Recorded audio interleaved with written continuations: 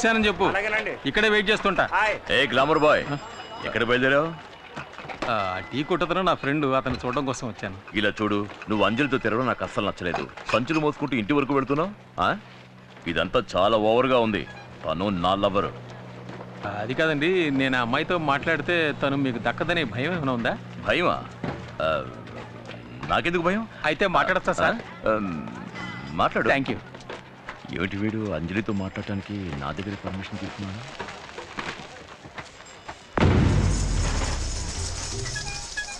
నమస్కారం. నమస్కారం, కూర్చోమ్మా.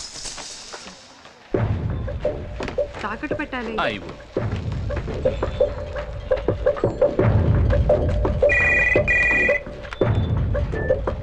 హలో, ఒకసారి తిరిగి చూడు. ఒక్క నిమిషం. అంజలి చెల్లెలు నీ కొట్టు కిందకు వచ్చింది? చైన్ తాగడ పెట్టడానికి వచ్చిందండి. తనని అలాగే కొట్లో కూర్చోబెట్టు. ఎందుకు? ఎందుకంటే నువ్వేం చేస్తున్నావు? వెళ్ళు. తర్వాత వస్తానని చెప్పు. అలాగేనండి. నేను చెప్పినట్టు చెయ్యి.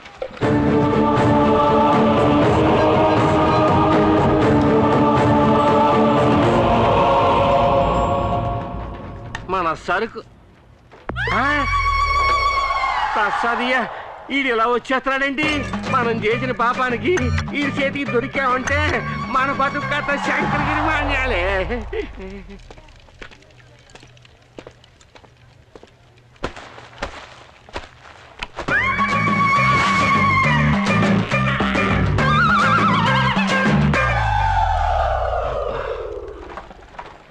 శాలిని, సేపు కూర్చోమ్మా, నేను ఇప్పుడే వస్తాను. అలాగేనండి.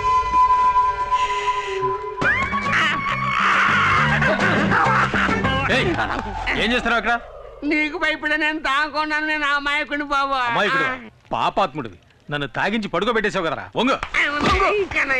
బొక్క పాలు కొట్టలేదు.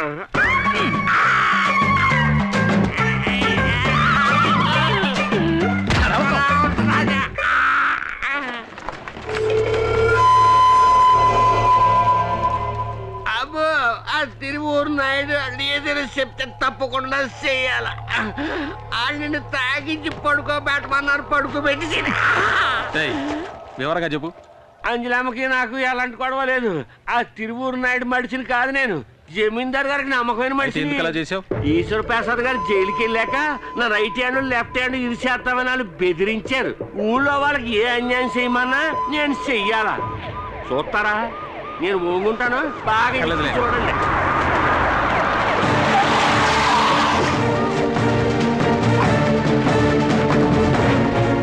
ఏ టబ్బు ఎంత కట్టుబడి ఏం చూసావు అక్కడ?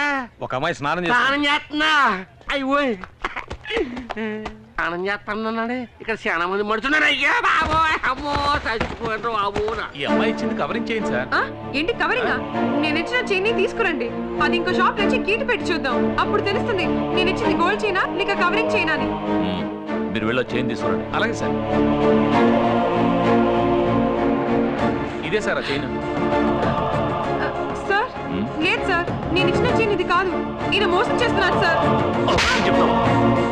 ఏమే, కవరింగ్ తీసుకొచ్చి మోసం చేసింది చాలక నేను మోసం చేశానని అబద్ధం చెప్తావా? చంపేస్తాను. దీని జీబులో ఎక్కించండి. మాట్లాడు. జీబులో ఎక్కించండి.